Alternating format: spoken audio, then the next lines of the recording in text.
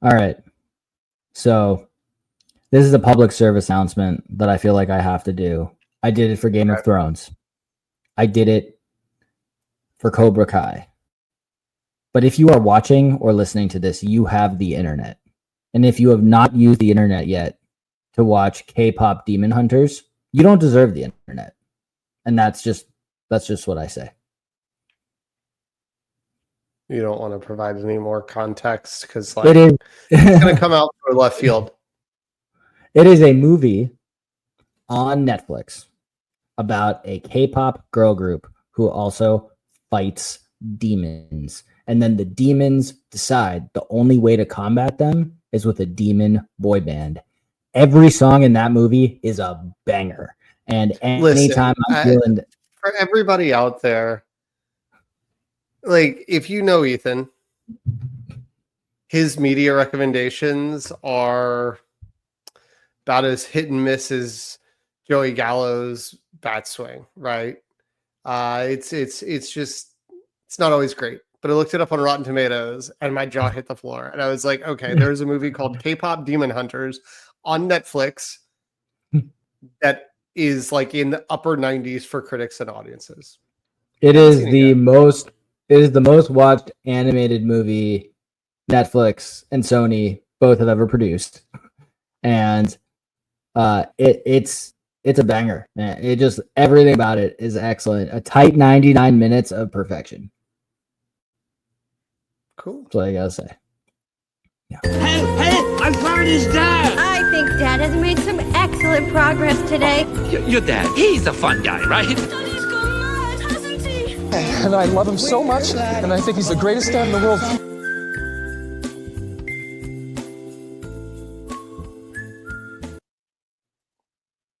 Welcome back to the Working on the Dad Pod. I'm Alex. With me, as always, is Ethan, your resident K-pop Demon Hunter. Today, we're talking about back to school. We did this last year, but I'm going to let Ethan take a little more of the lead. I think I probably took some more of the conversation last year because last year, my oldest was going into kindergarten, leaving preschool. Yeah. Now it's Ethan's turn, where we've got one kid each in elementary school, one kid each in daycare. So I thought it'd be great to revisit the topic. My daughter, both my kids are starting school on Monday. Ethan's, because he lives further north than me, his kids are starting in a few weeks. So we're actually going to have a fun other back to school episode that's a little more silly for a couple of weeks from now, which will be awesome. But before we get into that, just want to remind everybody to like and subscribe, especially on YouTube. Post all of our episodes on YouTube early Thursday night, late Thursday night, but you get all the episodes wherever you get your podcasts on Friday. If you want to find those podcast platforms, you want to find our social media, you want to see old episodes, the best place to do that, workingondadpod.com. All that business out of the way. Ethan, how are you doing? I'm doing well. For all intents and purposes, pretty solid week. And, you know, if you've came in after the cold open and missed it, anytime I'm feeling down, I throw on the K-pop Demon Hunters soundtrack and it lifts me up. And it has been quite a delight this week. And there's one song in particular that my little girls know I love. And we have bought on Prime Day and finally set it up, the kids Alexa for my older daughter for her room. We followed her lead and named that one Ziggy, not to confuse it with the other Alexa devices in the house. Yeah, we got a Ziggy, and now I have to my kids don't know what Alexa is anymore. And so I have to call it the Zigulator when I'm speaking about it in conversation so that my kids understand where I'm going, but it doesn't actually Understood. Yeah, so we've got one of those in her room. So sometimes she'll be like, Daddy, come to my room and play my favorite song from K-pop Demon Hunters, which is pretty sweet. That's actually not my story, though. My story, you know what? How are you? I realized I did not ask. I'm good. I had therapy today, and it was one Oh, of good. those where I kind of joke with my therapist, and I've said this on here before, but that parenting and adulting is just like after this week, things are going to get back to normal, right?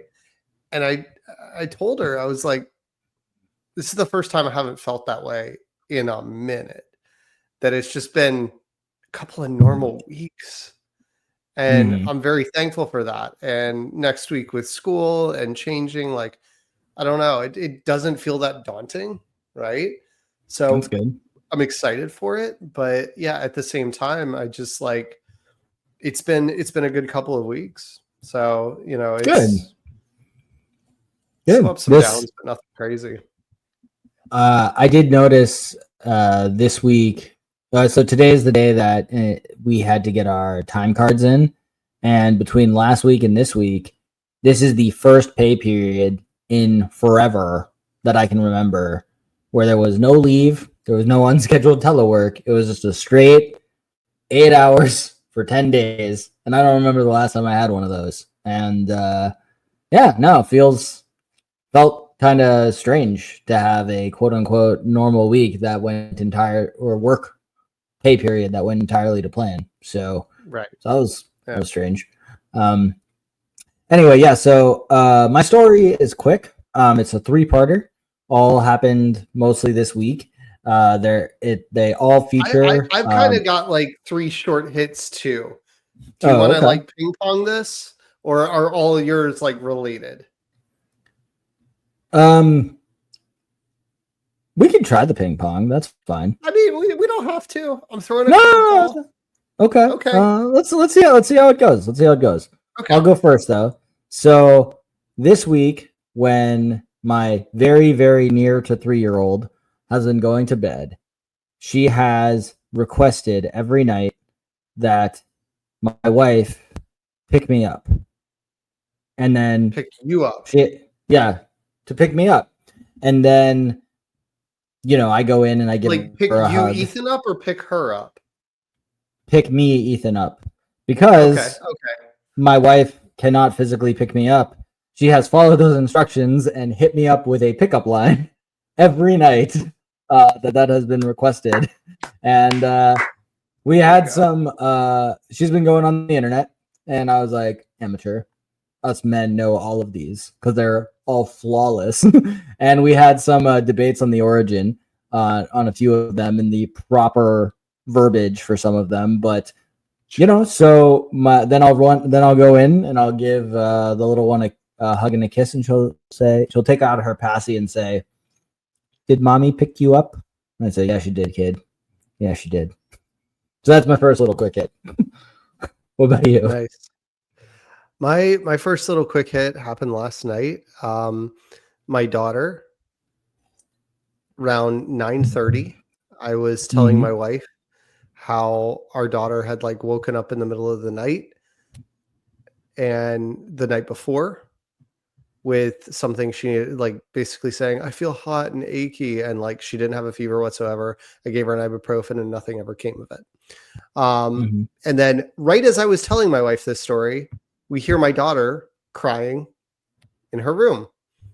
And so my wife goes in to try and comfort her. And my daughter goes, "I need dad."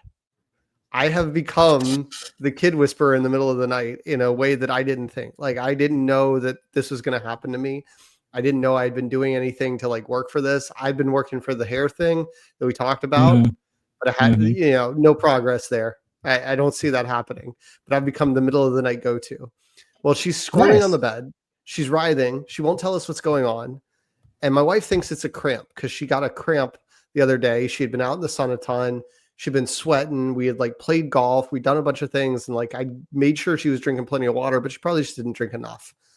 And so I had like massaged a cramp, thought this was it. She's like writhing on the bed and like crying. I'm like, okay, what hurts? What hurts? And she can't even get words out. I'm like, oh my God, what's going on? And she goes, "I need to go to the bathroom." And I'm like, that's all I could get out of her. So I like pick her up off the top bunk and like take her to the bathroom, and she goes to the bathroom, and she's still like every few seconds while she's on the toilet, just like hopping up and like doing one of these numbers. And I'm like, dude, what's going on? And finally get out of her.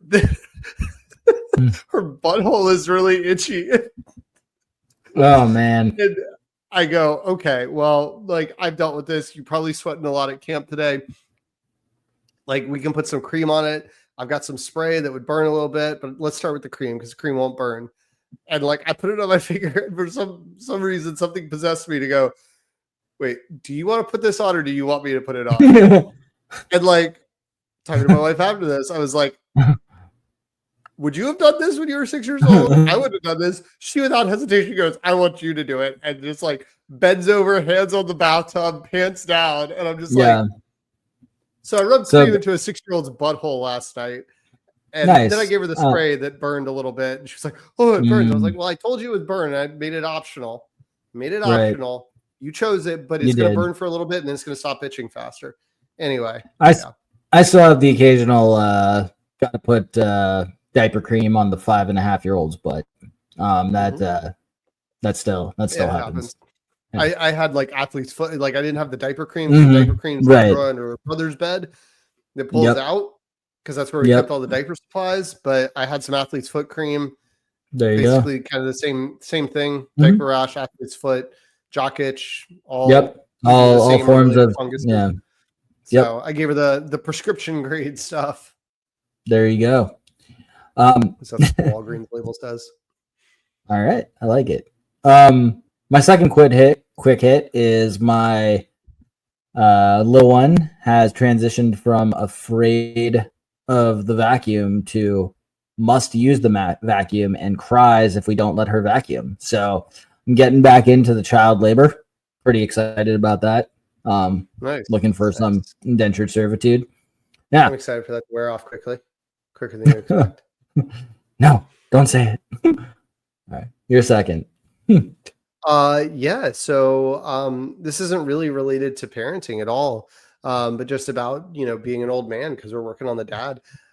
Working on the dad in general. But I spent $120 on a new pillow, and it has solved my morning neck pain so far. I'm on like I've done it for 4 nights. This will be night 5.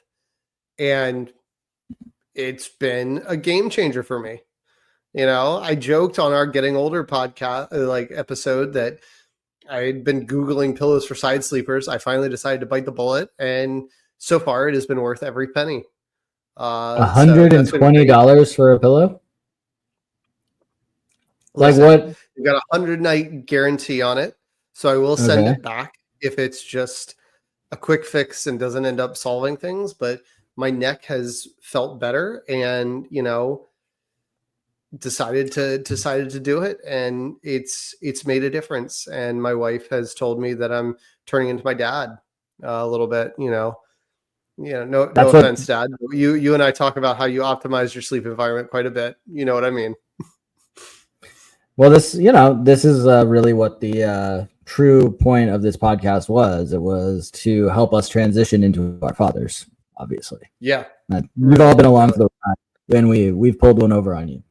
So my last one, for all you dads with daughters out there, if you haven't had to deal with this because you only have sons, you might want to put on the earmuffs, but I think it's worth listening to. So we're in the shower tonight. My older daughter has already gotten out. The younger daughter's sitting there. I'm sitting there with her. We usually just sit there. We'll play some patty cake, whatever. And she says, "Hey, Daddy, what's inside a vagina?" And I said, "Some fluids and some skin." So she then spreads her legs and goes, "Well, what's this?" And I was like, "That would be a clitoris." And she goes, "A clitoris?" And I said, "And now we're talking to Mommy about this." So I look forward to that word coming out at school tomorrow. And yeah, first one, second one I ever found.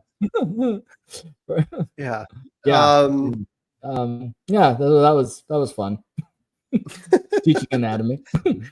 Yeah. I only have to deal with one of those. I'm glad, that My daughter hasn't asked a ton of questions, but when she does, I'll send her to her mom. But she, Yeah. anyway. Yeah, my other thing, also not super parenting related, but when you were on vacation last, I did an episode about buying a car, and update, got the car on Monday. So Nice. pretty hyped about that. Officially, with the pillow and everything in my peak dad mode era, I now have a 3-row SUV that can transport the kids around. What I didn't expect is that my wife would start using that car immediately as much as she could, right? Any instance she could. And I'm like, Sure. okay, my old car didn't have a working air conditioner. That's why I used your car a lot. But your car is just fine. It's fine. Right. Okay. So is what it is. She had a spurt of being like, what should our next car be? I'm like, calm down. Like, Yeah. after I got mine, Yeah. like, what should our next car be? I'm like, calm down. We Yeah. have decided to divert any money that we would be saving for another car that we absolutely do not need now into like fixing up our pool area. But I'm like, everybody will get more enjoyment out of that. She was like, I think maybe we should get like a sports car as our second car, something that's fun to drive around, but like could fit the kids in the back if we absolutely needed it. I was like, we work from home and we mostly drive in 25 and 35 mile an hour zones to get around town. Like, it would not be that fun. Not that fun. No. At least not at the price we would pay. So no, you don't need to do the Ari Wasserman move of the weekend car for fun. Yeah, like I could see it at some point. It's just that's not our life right now. It's a lot of transporting kids to like short places, and if like one or both of our current cars make it for the next 10 years, which they very well could, and my daughter starts driving that, right? Then it's like, okay. Sure. Yeah. Then that's you could get a driving around car if everything works out there. But I'm like, we've got 2 cars, one with like 150 miles on it at this point. Half of those racked up just driving back from the dealership 45 minutes away. Like maybe not even that many.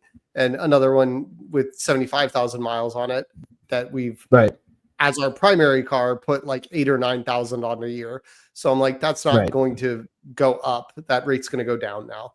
Right. There you go. Very nice. Well, congratulations. Glad that saga has next chapter has begun. Yeah. Yeah. So let's talk about going back to school. So obviously you're a clear veteran at this. Well, no, you're just not a rookie. As Alex mentioned, his daughter starts first grade next week. My daughter starts kindergarten in 2.5 weeks from today. And I'm in a weird position because I feel like there's more that I should be doing, but every time I call the county or I call the school, they're just kind of like, no, you don't really have to do anything. We don't have to register her for a bus, which seems weird. I feel like there should be a bus inventory of kids where they know which kids are supposed to be on the bus and what stops they're supposed to get on. I feel like that's something the county should keep track of, but I guess it's not. And there's no registering for the lunch program. They've got a similar, you told a story a couple months ago in story time about your daughter. Turns out she was buying chocolate ice cream every day with the account where she puts in her student ID. Yeah, so we have that as well. And there's apparently an app where you can see everything that they're going to be serving. So, that's there. And I just, there's a school supply list that the PTA sent around where, there's stuff we could buy. But I just feel like I should be doing more. And there's not more that the county needs me to be doing, which is strange. So I feel scary, right? Like it's scary. I went through this. You're ringing a lot of bells for me here, and same thing happened, right? My daughter obviously never rode the bus, but like she could be on a bus if she wanted to, lunch program, school supplies, all those different things. And I just felt like with daycare, it was like they're going to hand you everything and like hold your hand through the whole process and, over communicate to a certain extent where I'm like, okay, I got it. Like, we're good. Yeah. And with school, it was not like that. And so I was a little afraid. I'm like, are we doing something wrong? What should we be doing? And really the fact of the matter is like, it's going from this like private school that people are electing to send their kids that they don't necessarily have to, and going into the public school system. And it's not a failure. It's just the school system is, for better or worse, not built on like parents having to do a lot, because they're like, if we rely on every individual parent doing a lot of stuff is going to fall through the cracks, because Right. for better or worse, and not calling anybody specific out, like not every parent is as in the weeds as you or I might be on all the details, right? They just kind of send their kid and hope for the best. And yeah, it's daunting at first. And so, yeah, I will tell you that I can't guarantee it, but my experience is you feel that way and then you get through it and you're like, okay, no, they just had everything under control. Yeah. What's weird is, one of the things I do on the side, I'm pretty sure I've mentioned it here before on this podcast, is I'm a substitute teacher for the county. And you'd think I would know more than most new parents, but actually they don't really tell us anything. And every school does pick up and drop off and everything differently. Every substitute teacher I've ever had. Right. Yeah. So I have the most well-informed people. No, and I'm relying on the kids to tell me, do you ride the bus? Do you walk home? Do your parents pick you up? And then they're all screaming during the announcements when they're calling buses. So I have no idea what they're supposed to do.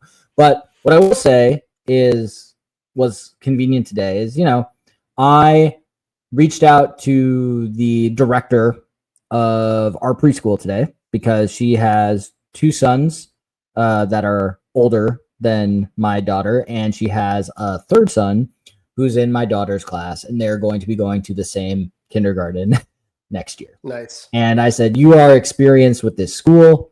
You've gone through this. I feel like I'm not getting the answers I need. Do you know? So she called me and we just talked, not as director and parent, but as two parents of two kids who are sending their kids to the same school next year, and like one comforting the other. So shout out to her. That was very nice. That was very helpful. I feel a little bit better, but it is one of those things where, what they're doing this year as a county, Montgomery County, Maryland, they've decided that they're having on the month. So the school's year starting on a Tuesday, but on Monday they're having what they call transition day. And that's for kindergartners, sixth graders, ninth graders, and kids changing schools, where they're having everybody come in on Monday from 9 to 3, like a full day. There's not going to be any learning, but it's kind of just a get to know your school, get to know the teachers, get to know where everything is, more so than the open house, like sneak peek that we went to in May, where it was just 2 hours. There was a little presentation from the teachers and the principal, and then, you did like a walking tour of the school. They're just going to have the whole day to just hang out. And, that's going to be a very, very high emotion day for a lot of reasons, but also, when I'll be taking her to school on that Monday morning, we will have just gotten back from San Diego the night before, from a wedding, just a really quick turnaround trip. So it's going to be lacking sleep, high emotions. Everything's going to go smoothly, I'm sure. And we're just at the point where, I don't know how, I'm able to talk about it now, but I hope that when you hear from us again on the 28th of August, that I can report that the first couple of days of school are going well, but who knows until then. It'll be fine. It'll be fine, right? Like I think it's all the things I said, right? You kind of it feels weird, right? So what I was looking, I was looking at my phone here and listening to you, but had to use my Face ID a couple times. Like, they announced student schedules today. I remember getting these things like in the mail, like a month before school started, right? Obviously, that was a much less digital era where I didn't have an app on my phone connected to the school district, but you log in and you can see your kids' teachers. And for language arts, grade 1, math, grade 1, social studies, grade 1, and science, grade 1, right? It's all the same teacher. My daughter's teacher is TBA, to be announced. Oh, nice. That feels good. I've got her art teacher, and got her music teacher, got her PE teacher, but don't have the actual teacher. And Monday is the first day, and tomorrow we're supposed to meet the teacher. What I do have is I have a study hall that, I don't know exactly what the study hall is. I've got a teacher's name on that. I looked on the school website. I found out that is a second grade teacher. But according to the school website, which I'm not going to trust is like the most regularly updated thing in the world, they have 3 kindergarten teachers, 3 first grade teachers, and 6 second grade teachers.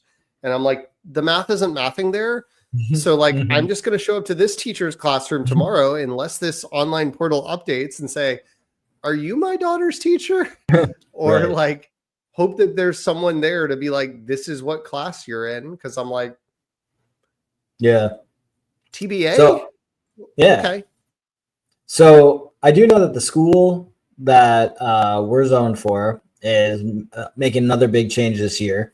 They're going from 4 kindergarten classes of 26 kids to 6 classes of 19 kids. So it's going to be a lot better. And another thing they apparently do is my daughter might have one teacher for the first 2 weeks and could end up having another teacher for the rest of the year. Apparently they take the first 2 weeks to kind of feel out all the kids and see if they're all the right vibe for the same class. Not necessarily based on, their academic progress, but more just like, this class has a lot of rambunctious kids. We should keep them we should, take this one kid who happened to be placed in that who's extremely quiet and put them in the other class, and maybe switch out the super loud kid who's in the classroom of quiet people. And, so they're going to try to feel things out. Is that the method? I figured they would go more of like, let's split up the rambunctious kids with the, I don't know. So I think they explained it where the reason they take 2 weeks is because I think they're trying to figure out is like, are the classes well balanced, and then also, if they need to have like a super rambunctious class, which teacher can handle, like, I don't know.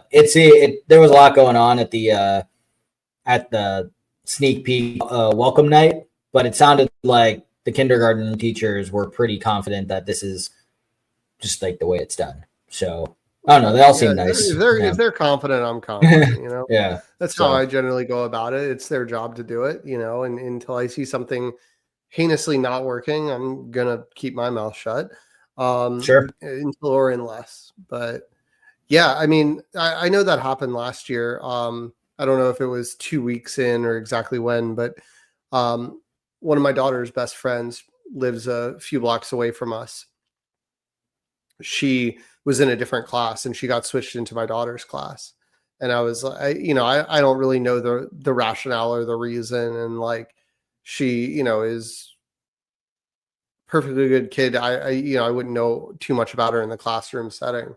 But she did get switched. And I know that's happened sometimes. We had like my kindergarten, I went to a private school for kindergarten, and like we had a teacher and an assistant teacher, but my teacher started the year on like medical leave for something. I don't know. I was 5. I didn't really understand what was going on, but she was like on medical leave and she just never came back. Like, I don't know what happened to her. I never got the detail. The assistant teacher just was my first grade teacher, which is a very sort of strange set of circumstances. But yeah, I'm glad that they at least do those kinds of things, especially with kindergarten, because I would guess that for like first grade for my daughter's class, that there is going to be some sort of collaboration and thinking about these kinds of structures. Obviously, you're going to have some new kids that have maybe moved into the district or switched schools or whatever, but they probably don't need to do as much of a trial period because they probably, hopefully, maybe figured some of that kind of stuff out beforehand based on teacher reports. Right. And I will say, at least, and on the academic side of things, I'm not too worried about my daughter because, as I mentioned before, she's got a November birthday in Maryland. There's no ifs, ands, or buts about getting her into kindergarten before that. So this year of preschool she's in, which they call junior kindergarten, which is an accredited kindergarten, but the hours of preschool, the social preschool, but she knows first grade level math, and she knows so they don't do grade levels anymore for reading, at least here. They won't say you read at a first grade level. You start at level 1, and a first grade level is the equivalent to what they call level 10, which is what they have said my daughter is reading at now. And I guess to pass kindergarten, you have to read at a level 6. So, that I'm now officially like the only one in the family not at reading level 10. So, I don't know what that says about me, more so about her. And I'm truly not saying this as just like a bragging. It's just like, I expect her to do somewhat better because in theory, this will be her second time around kindergarten. Just the way it works. Yeah. I mean, one thing you got to watch for too, is boredom in some of those scenarios, right? Because I think that's the other downside there. Like, you want your kid to do well, but you don't want your kid to be so far outpaced. Like, my daughter was struggling with this a little bit, where she just kind of like knew everything that the teacher was talking about, just because she would always ask questions, right? She was trying to solve stuff. She was a pretty voracious reader before she got into kindergarten, and she's kept that up, right? Like, they did, I forget the exact name. I want to say it's like STAR or something like that. It's one of those kinds of acronyms, but for like testing stuff. And she was always scoring. They did them in preschool, like, because our pre-K is somewhat regimented across the state, because for any accredited place, right, it's free for 3 hours of education 5 days a week, right? With for 4-year-olds to do the VPK program, voluntary pre-K. And so it gets to be regimented because the state's footing the bill for that. And so there is some level of curriculum and testing, and they use the same testing in preschool and elementary school. All that's to say, my daughter's pretty consistently scored in like the 99th percentile. So like you, I was like, I'm not really concerned that she's all of a sudden not like going to fall behind, but knowing my daughter, was very immediately concerned of like, if she already knows this, she's going to zone out. So that's always something to watch for. So we actually asked about that on the welcome night. And because obviously my daughter is not the first one to have a late birthday in this county, they're actually pretty well equipped for this very scenario, where they actually have, I think most kindergartners, they said, will do, in addition to their just basic education, there's, one enrichment class a week, but for the kids who are clearly, they're trying to not make them bored, they'll up that to like 3 times a week kind of thing, where kind of like how like my daughter never napped and she was in quote unquote accelerated, they'll probably, assuming she's doing well in everything she's supposed to do, I would assume she'll end up getting more enrichment than the bare minimum. Given the fact, I could be totally wrong, but just given the fact of just where she is academically on those same tests. Like the preschool, because it is an accredited kindergarten, they're using those same standard tests that the rest of the county schools are doing. So, I'm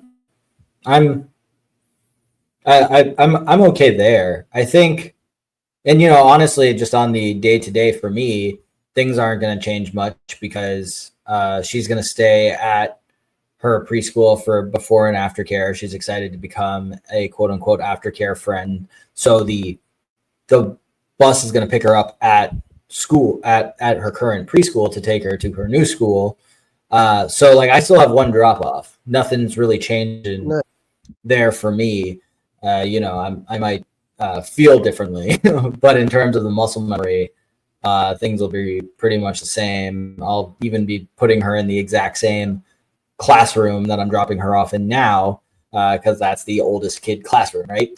So, it'll be interesting. It'll be an interesting like transition, because her day from like when she gets on the bus around like 8:35 to when they drop her back off at her current preschool between like 3:45 and 4 will be different, but her very beginning of the day and last hour of the day is going to be the same. And and like I said, she's excited to be an aftercare friend because she really likes the aftercare friend because they're older and they're cooler.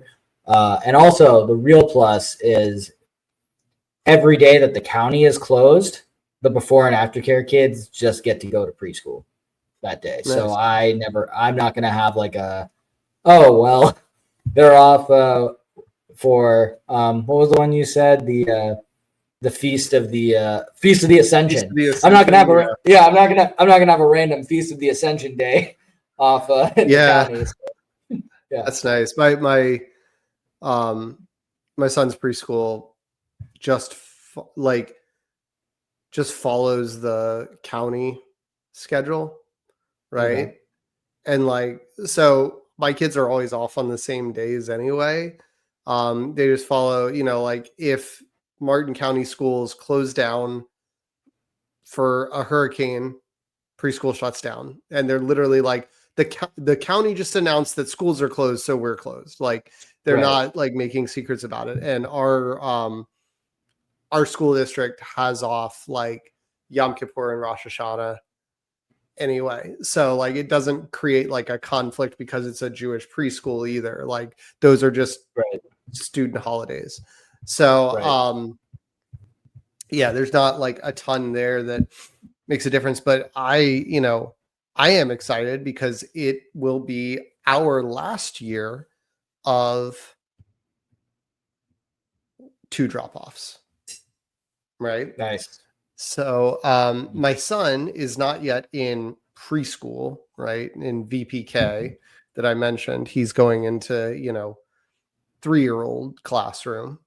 But they offer at many of the public schools, including my daughter's, they offer VPK. Nice. And so you can elect to do it at any preschool that you've been doing it at that is certified within the state, which I haven't found one that's not. But you can also elect to do it at one of these elementary schools. And since my daughter's is there, we were talking to my son and asking him about it. And I honestly thought he would want to stay where he was, I'm comfortable. And he's like, no, I want to go to her school. And I was like, okay, that works for me, because with my daughter's school being a Title I school, the wraparound care, because it's like 3 hours of VPK instruction. And then just like we did with my daughter at preschool, you can pay for wraparound care, right? To get them to the end of the school day. So it'd be an earlier drop off for him and an earlier end of the day. But with my daughter's school being a Title I school, the wraparound care is free. And so I'm like, so you're telling me that I can have one drop off and one pickup for both kids and no longer pay for daycare a year earlier? And he wants that? He elected that? I'm down. I'm sold. Yeah. Okay. No, that sounds great. Yeah, this was our last this was our last month of the 2 tuitions. And this one was I'm assuming the aftercare is a little bit of a little It's chunk a change. it's it's a little less than 800 a month, but considering when you break that down hourly, and then you think about the fact that every day that the county is closed, she gets to go there, and I don't have to find alternative care. It's pretty worth No, it. yeah, Yeah. it's up there. I mean, it's still more than Yeah. what my son pays for his entire daycare. Sure. a month. Yes. Yeah. No, I know, but I'm looking forward to the fact that we are It's a savings our for bill you. our bill's going down 1,800 a month, and that's not nothing. So Yeah. so Um, I'm excited about that. Yeah. You know, Yeah. I feel ahead. like when we did this a year ago, you know, it was a lot more of a, you know, less vibey conversation and more of just a Here's what you structured should one. do. But Here's best practice. right, Yeah. yeah, but honestly, I just feel I'm just glad we kind of talked about it a bit. You know, Yeah. I mean, I So- think it's an important conversation to have of like just like because it's one of those that kind of sneaks up on you a little bit. Like, I don't know. I just feel like, oh, tomorrow's the last day of camp. Okay.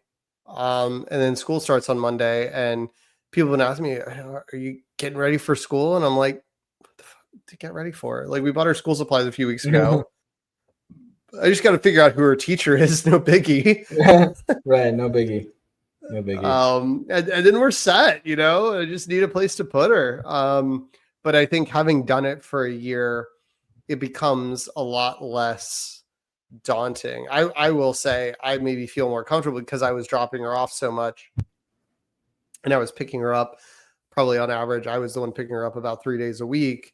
And like the thing that's going to change the most for me is the way like they would release the kindergartners out of a special door every single day, like the walkers and riders, bike riders. And so like that special door, her teacher always manned that door, like for all the kindergartners. And so Right. like if need be, I got like 30 seconds of FaceTime with her teacher 3 days a week. Right. And like Right. I'm not going to get that anymore because now 1st through 5th grade all come out the big kid door. Like you're not a rookie Right. anymore. Shuffle out with the masses. So I'm not going to get that anymore. I think that's more just like vibes and gut feeling. Like I don't think I ever had a product like, hey, did she lose her water bottle? Okay, you know she lost her water bottle. Okay, cool. Yeah, we'll look forward tomorrow. Like that was usually the context of the conversation or whatever. It was never anything like, so we were doing math, you know, it was never anything super educational. So I'm like, I'm probably over sentimentalizing how much that ability to talk to the teacher really meant to us. Right. Nice. Yeah. You know. My little baby's growing up. Wild. Yeah. Should we work on the dad bod a little bit? Yeah. So I would like to start by saying that the two worst things that can happen at the gym happened to me today. And the first one caused the other. So I was on the treadmill, how I start off every workout. And I also want to say, and I'm going to use not science, but just a anecdotal description of how my body works. I don't like working out until I have pooped. Because when I run, the poop starts here, and each step it goes lower and lower and lower until it falls out of my butt. Yeah, and that is scientifically proven. Bottle of ketchup. Yeah, pretty much scientifically proven. So like always, I pooped before the workout. I'm on the treadmill. I have a fart, and I'm like, man, that was a close one. So I hold in my farts for the rest of my run. Get to my cool down. And I'm like, I really think I got to have a second poop.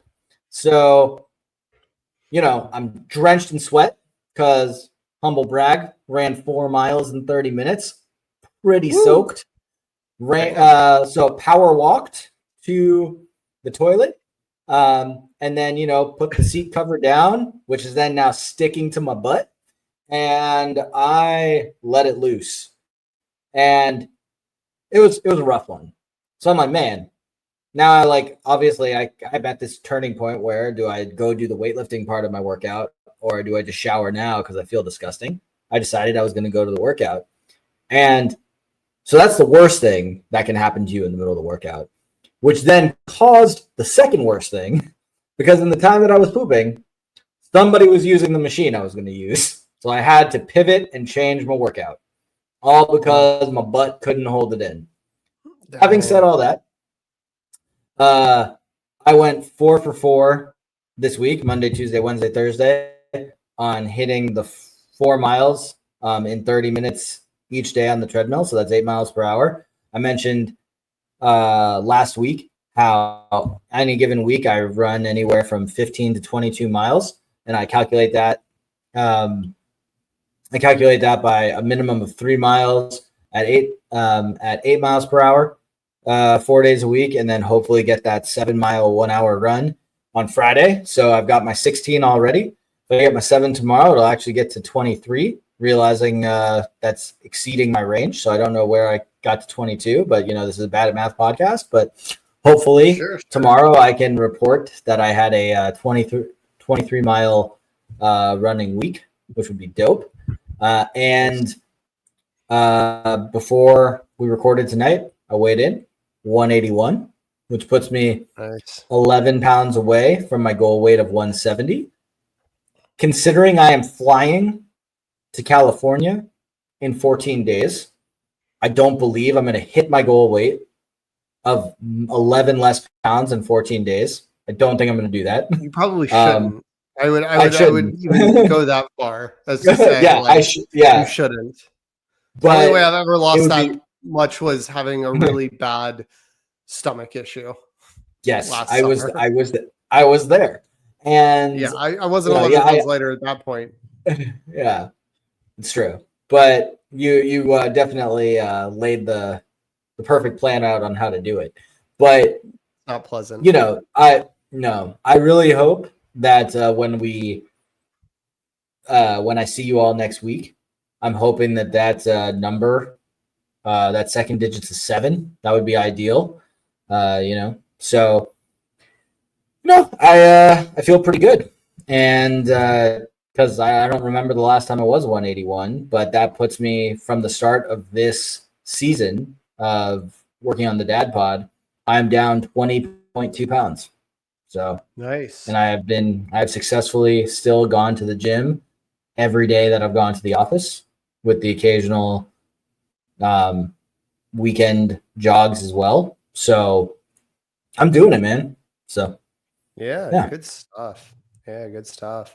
Yeah, for me, I mean, last week I was complaining a little bit about feeling, a little stagnant, like I was doing everything I was supposed to, but the weight hadn't come off. And last week I was 178.2, this week 177.6. Things moved in the right direction. Feel good about it. It's been an uneventful week on all fronts, got my workouts in. It's been a little bit of a change up because for the last 4 or 5 months, my wife and I have been pretty regularly working out together. Ever since she changed jobs and had the flexibility, like she wasn't seeing clients at 8 a.m. As a personal trainer, she had the flexibility to come with me to the gym pretty regularly. This week we've changed it up because the kids, like all the other camps were closed this week. The only camp that was open was like their gymnastics camp. And so gymnastics and just like general sports stuff. And that's fine, but it's like 25 minutes away from the house. So it's a little bit of a hike. And so my wife and I did some dividing and conquering, and like we dropped the kids off at like 7:30, like they get breakfast in the car and all that, and then take them down to camp, and then I go to the gym, and then my wife leaves at like 3:30 to go pick them up by like the 4 o'clock pickup. So we've kind of been managing this week, but she would pick them up at the 4 o'clock pickup, and then she'd take them to the gym in the afternoon because childcare opens back up. It opens at 8 to 11, and then it's like 4 to 7 at the gym. So we're like, let's do it that way, because there was no way I could get to the gym at 8 with the kids, do childcare, have any semblance of a workout, get them 25 minutes away to camp, and then get back to work in time. So been a little bit of a juggle. So it's been a little weird to, be listening to podcasts again while I work out. That's not something you regularly pay. Oh, were you listening to this? And I'm like, no, man, my wife's cramping my podcasting style. I'm not able to get in my podcasting time. So I will say I have done a bit of a change up. When I'm on the treadmill, I've switched from podcast to audiobook because Sure. I'm not counting anything. Like I don't like to do books when I'm counting reps and stuff. So I do podcasts for that. Sure. But before we go, I would like to point out that in 2 days from today, when I'm recording this, it's a Thursday, but on Saturday, August 9th, it is the 10-year anniversary of when I met my wife. And some might say, like, wow, Ethan, you remember the day you met her? And I do, because tomorrow is the 10-year anniversary of my only ever eagle in golf, which, look, she doesn't listen to this. She's downstairs. She might hear this. And people are like, you can't be saying, Ethan, that the eagle's better than getting married. Listen, legally, anybody can get married. Not everybody gets an eagle. So I'm just going to say, that's all I'm going to say. Just that's all I'm going to say. I love my wife, and I love that memory. And they are within 24 hours of each other. I mean, I get it, right? I get it. Yeah. We all, Well, we all anyway, have that memory of, like the night we met our wives and like what that means, right? It does. Yeah, we do. And yeah.